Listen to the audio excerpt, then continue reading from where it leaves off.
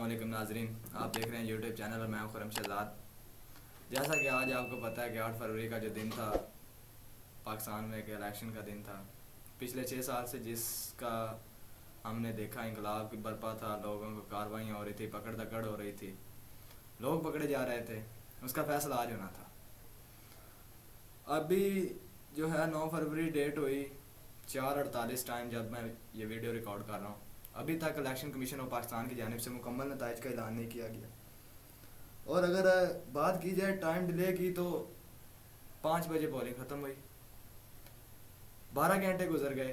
12 گھنٹے گزرنے کے بعد بھی الیکشن کمیشن آف پاکستان کی جانب سے مکمل رزلٹ اناؤنس نہیں کیا گیا۔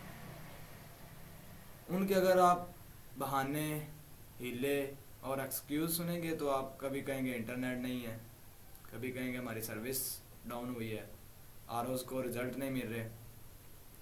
تو سروس کا ایشو تھا۔ اگر یہ اس میں مسئلہ یہ ہے کہ 2 دن پہلے ہمارے کیئر ٹیکر وزیر اعظم نے یہ نوٹس، پریزیڈنٹ آف پاکستان عارف الوی صاحب نے یہ نوٹس جاری کیا تھا، یہ نوٹیفیکیشن شو ہوا تھا آفیشیل ویب سائٹ پر کہ جو انٹرنیٹ سروس اور موبائل سروس ہے وہ پولنگ ڈے پر بھی بند نہیں ہوگی، یعنی کہ وہ بالکل جو انٹرنیٹ ہے وہ بالکل اوکے ایکسس کرے گا اپنا۔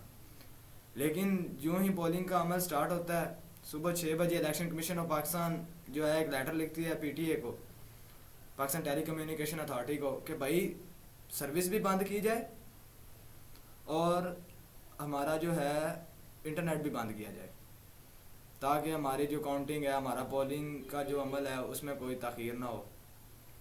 اب اس بات سے ہم کیا نتیجہ نکالیں؟ انٹرنیٹ بند کر کے آپ یہ دکھانا چاہ رہے ہیں یا یہ بتانا چاہ رہے ہیں کہ بھائی ساڈی گل ہو گئی ہے، حکومت ہن ساڈی ہے، ووٹ چاہے پائے تو چاہے نہ پائے۔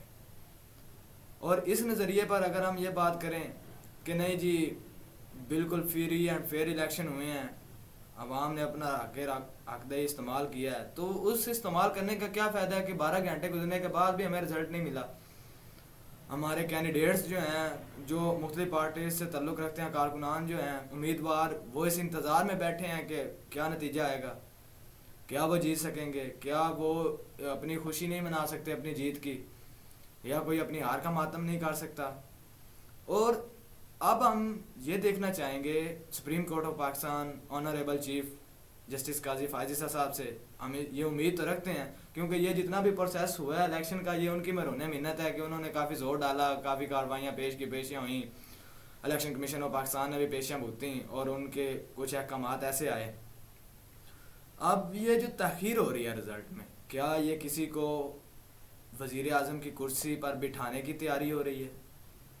کیا یہ بند کمرے میں ایک سازش رچی جا چکی ہے یا رچی جا رہی ہے کہ بھائی رزلٹ جو بھی ہو وزیر اعظم یہ ہوگا؟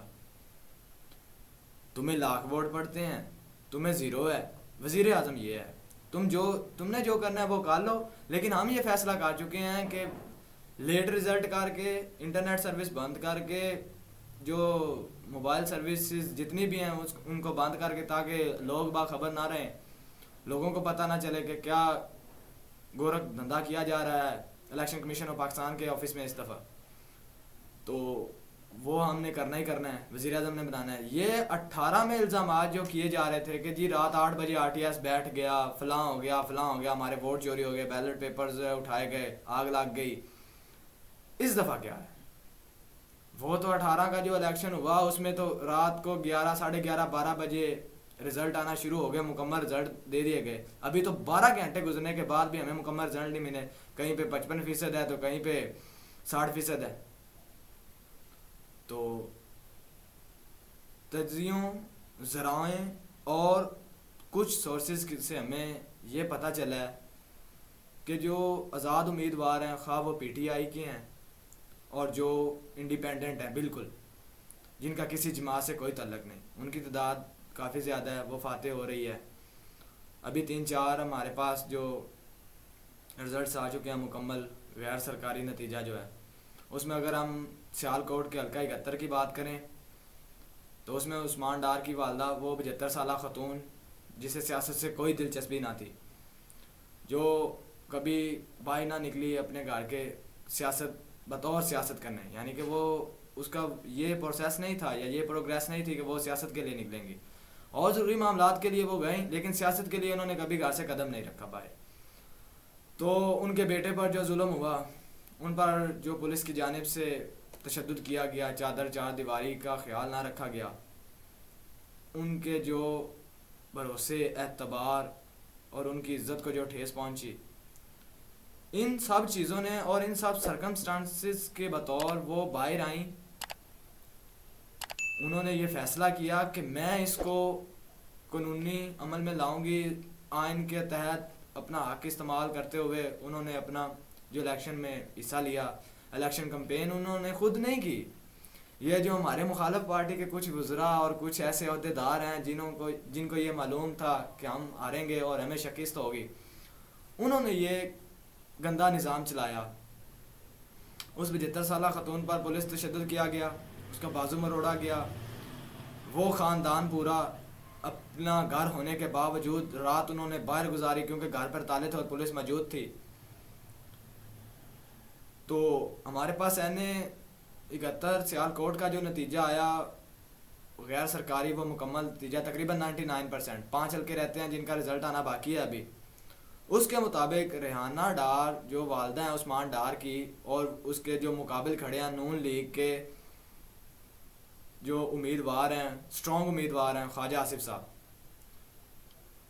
ان کے پاس اگر وزارتوں کی بات کی جائے، عہدوں کی بات کی جائے تو بے شمار تھے. سابق وزیر دفاع بھی تھے، وزیر خارجہ بھی رہے، بہت ساری وزارتیں ان کے پاس بھی رہی. تو ان کو بڑے مارجن سے ہرایا ہے. اگر مارجن کی بات کی جائے تو کم و بیش 50,000 ووٹ ان سے زیادہ لیے ہیں، یعنی کہ وہ 1,13,000 تقریباً ووٹ ان کو ہوئے ہیں، اور خواجہ آصف کو 82,000 ووٹ پڑے ہیں. یہ ایک بہت بڑا تماچا ہے مسلم لیگ نون کے منہ پر، جو سیالکوٹ کی عوام نے باشعور اور اپنے ضمیر کو جگا کر، اپنے ضمیر کا سنتے ہوئے اور باشعور طریقے سے انہوں نے جو ووٹ دیا ہے، اور سیالکوٹ کی عوام نے یہ فیصلہ کر دیا ہے کہ پاکستان میں خواتین آج بھی محفوظ ہیں. پاکستان میں خواتین کے ساتھ جو سلوک کیا جائے گا اس کا بدلہ اگر وہ اپنی طاقت سے نہیں لے سکتے، وہ اپنے شعور، اپنے ووٹ اور اپنے حق کا استعمال کر کے اس کا بدلہ لیں گے. اور یہ آج سیالکوٹ کی عوام نے کر دکھایا ہے کہ پاور چاہے جس کے پاس بھی ہے، پاور چاہے خواہ کسی شخص کے پاس ہے، چاہے وہ کتنی دفعہ وزیر رہ چکا ہو، چاہے وہ کتنا ہی سیاسی مضبوط لیڈر ہو، لیکن اگر عوام نے فیصلہ کر لیا ہے تو وہ اپنا ایڈی چوٹی کا زور بھی لگا لے تو وہ اس فیصلے کو چینج نہیں کر سکتا. اسی طرح ان کی لیڈ کی بات کی جائے تو وہ انہوں نے پہلے ہی بتا دیا، آدھا گھنٹہ پہلے انہوں نے ایک پریس کانفرنس کی، میڈیا سے بات کرتے ہوئے انہوں نے کہا جی میں تقریباً خواجہ آصف سے 50,000 ووٹوں سے جیت رہی ہوں، اور یہ ایک بڑا مارجن ہے. اگر ہم اس کو اس طرح سے دیکھیں کہ یہ نون لیگ کا پہلا برج الٹ گیا ہے تو اس میں غلط نہیں ہے، اس میں کوئی ایسا شک نہیں ہے. اور خواجہ آصف کے بقول ہی ان کا یہ کہنا ہے کہ پی ٹی آئی کا ووٹر بڑی تعداد میں باہر آیا. سر پی ٹی آئی کا ووٹر باہر آیا ہے تو اب آپ کو تکلیف ہوگی. یہ تکلیف آپ کو اس لیے ہو رہی ہے اور یہ ہوتی رہے گی آپ کو کہ بھائی میں کیسے اتنے مارجن سے پیچھے رہ گیا. اور یہی تکلیف الیکشن کمیشن آف پاکستان کو ہو رہی ہے. چیف الیکشن کمشنر سلطان سکندر راجہ کو یہ تکلیف ہو رہی ہے، جس کی وجہ سے 12 گھنٹے گزرنے کے بعد بھی وہ ابھی رزلٹ اناؤنس نہیں کر سکے. کیا مصیبت ہے کہ پاکستان میں ایسا نظام ہے. اب یہ جو ڈیلے ہوا ہے، آئین کے مطابق اس کی سزا کیا ہے؟ آئین اس کے بارے میں کیا کہتا ہے؟ سپریم کورٹ آف پاکستان کے آنریبل جج چیف جسٹس صاحب اس کا کیا فیصلہ کرتے ہیں؟ اس کا ذمہ دار کون ہے؟ تو ایک اور ابھی میرے پاس ذرائع سے نیوز آئی ہے کہ مانسہرہ کی سیٹ بھی نواز شریف صاحب، ہمارے تاحیات قائد محترم نواز شریف صاحب لندن سے پروٹوکول کے ذریعے آئے، بطور وزیر اعظم لندن سے آئے، چوتھی بار کے وزیر اعظم، تاحیات قائد، پاکستان کو نواز دو، پاکستان اگر نواز شریف کے ہاتھوں میں ہوگا تو سیف رہے گا، اگر ہماری حکومت آتی ہے تو ہم فلاں کر دیں گے، ہماری حکومت آتی ہے تو فلاں کر دیں گے. بہت بڑے مارجن سے آ رہے ہیں وہ اپنی سیٹ مانسہرہ کی بھی. یہ ابھی ٹریلر ہے، پکچر تو ابھی تھوڑی دیر میں ریلیز ہوگی، لیکن ابھی دیکھنا یہ ہے کہ کیا وہ پکچر ٹریلر کے مطابق ہی ریلیز ہوگی یا اس سے برعکس ہوگی. کیا انہی رزلٹ کو खातर में लाते हुए आगे के रिज़ल्ट को देखा जाएगा, या इनको पसे पर्दा रख कर नए रिज़ल्ट अनाउंस किए जाएंगे, नई धड़ाबाजी की जाएगी, नई धांधली का एक नाच गाना किया जाएगा।